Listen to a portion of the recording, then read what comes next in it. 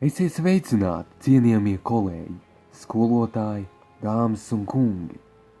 Priecājos jūs redzēt tik kuplā skaitā un redzu patīkamā noskaņojumā. Šodien jūsu skolai, tas ir mūsu skolai, ir nozīmīga diena. Kā cilvēks saņem dzimšanas apliecību un vēlāk pasi, tā arī skolai ir jāsaņem savas identitātes apliecinājums, jo skola ir cilvēka pirmā nopietnā socializācijas vieta, kur cilvēks ienāk vēl kā bērns, bet iznāk jau kā pusaudzis cilvēks. Un visbūtiskākais instruments, kas ieauž cilvēkā zināšanas un veicina personības tapšanu, ir skolāna un skolotāja kopsadarbība.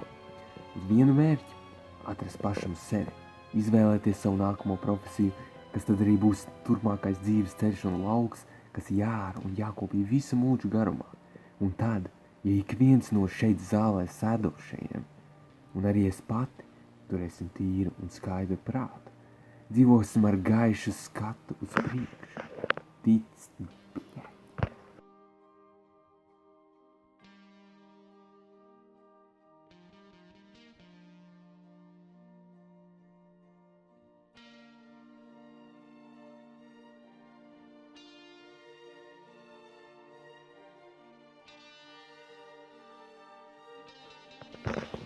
Ja ārā nevarēja iet, Gustavs skatījās pa logu, lai lika pasakas no klucīšiem. Klucīši bija 64, pasakas 6, viena visiem klucīšiem uz vienas skaldas, otra uz otras un tā uz visām. Spēle radoša konstruktīvās domāšanas attīstībai. Un augi nerunā, jo viņiem nav jautājumu, bet valoda noteikti radusies no nepieciešamības jautāt un no slinkuma darīt.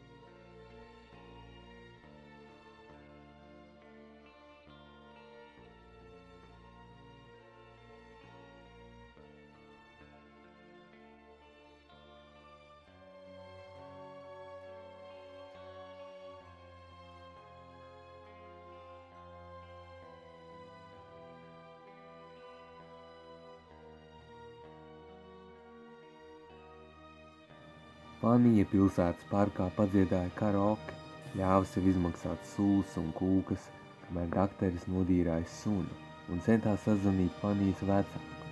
Nesazvanījis, dakteris lika sekretārei uzrakstīt un nosūtīt Fanijas vecākiem depešu ar brīdinājumu, ka viņiem būs jāmaksā soda nauda par vardarbīgu izturēšanos pret dzīvnieku ar letālām sekām. Pelmeni! Ja kaķis zinātu, kā viņš ir nosaukts, viņš sevi apēstu. Bet kaķis bija pavisam kurls, sauc kādā vārdā gribi, cik skaļi viens spēja. Rudolfs sniegā ieraudzīja uzmirdzamu lielu dzeltenpelēku zirni, un tad drīz vien tam blakus tāda paša izmēra gaišzila aci. Te nu tas bija pelmenis, kurls, balts, liels mīksts kaķis ar vienu dzeltenpelēku, otru gaišzilu aci. Vai, kāds skaists kaķis! Pelmeņa mīļākais pētniecības objekts bija dažādas notekcaurules. Viņš stundām ilgi varēja skatīties, kā izlietnē, podā vai vannā aiztek ūdens. Tā viņam likās kā neatrisināma mistērija.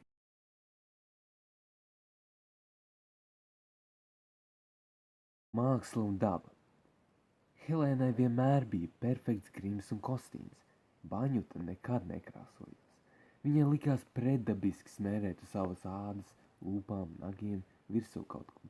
Krāsa, kas ir gaisa necaurlaidīga asfiktīva vaskadrāna. Šādi dzīvi iebalsamēties viņa pati negribēja, bet uz Helēnas tas viss likās dabiski. Bāros un klubos Baņuta vairs neuzstājās.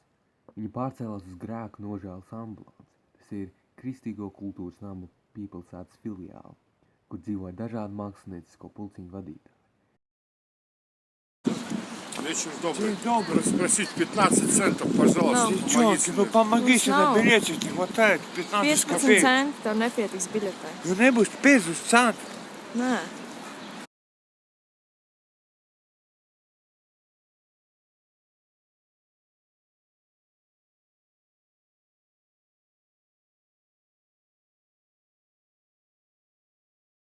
Morits iepakojās kraklā, biksēs un mētelī. Viņš izgāja uz ielas un pēkšņi apžilba. Visa saskatāmā apkārtne fluktuēja dažādi izmēra un intensitātes krāsu plankumos.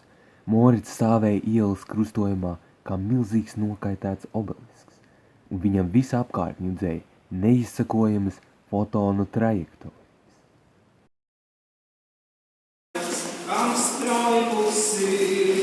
Kā meitene daļa, prieks acīs tā viens, nāc līdz, mans dzīves meitene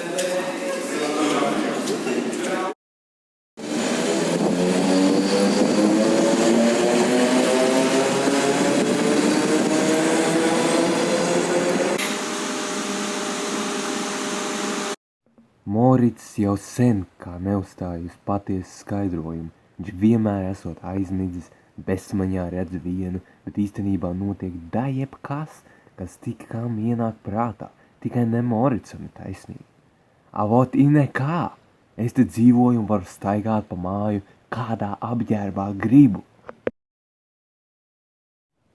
Koki ir eņģeļspārnu spalvas, kas augot atgādina par mūžīgo ceļu augšu, skaistumā un mīlestībā. Bet cilvēkiem nevajag. Viņi izcērt zemes saknes un zaru takas uz debesīm. Viņiem vairs nevajag draugus, kas kļūst par ģimeni un mērķus, ko sasniegt. Tādi cilvēki ir saulē izkaltēti, vēju apgrausti un lietūs sablīduši pelēki dēļi dievu pamestā atejā.